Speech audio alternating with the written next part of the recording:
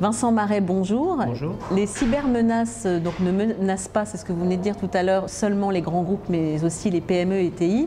Est-ce que selon vous, elles sont suffisamment sensibilisées? Et si elles le sont, ont-elles les moyens de faire face à la cybercriminalité? Alors la sensibilisation, je pense, elle est en train de s'améliorer.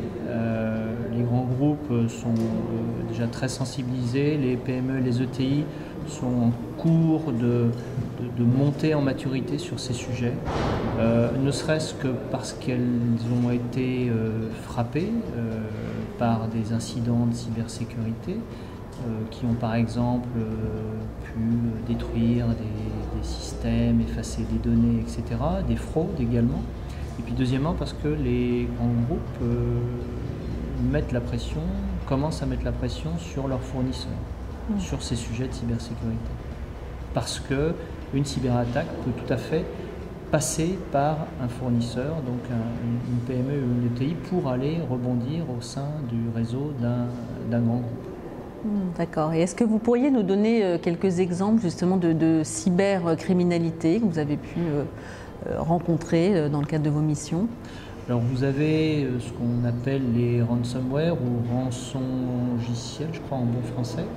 L'idée elle est relativement simple, ce sont des logiciels malveillants qui infectent les systèmes d'information et qui vont aller chiffrer les données sur des disques durs, les rendant tout à fait indisponibles, et il faut aux propriétaires de ces données payer une rançon par monnaie électronique, par bitcoin, pour récupérer la clé de déchiffrement de ces données.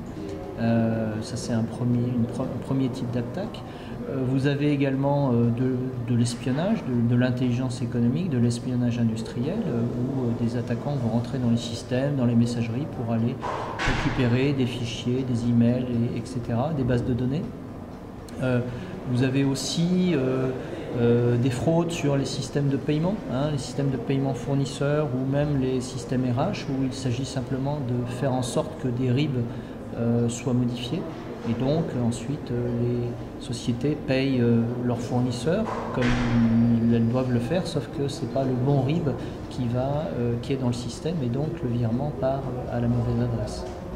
Très bien. Écoutez, merci beaucoup Vincent.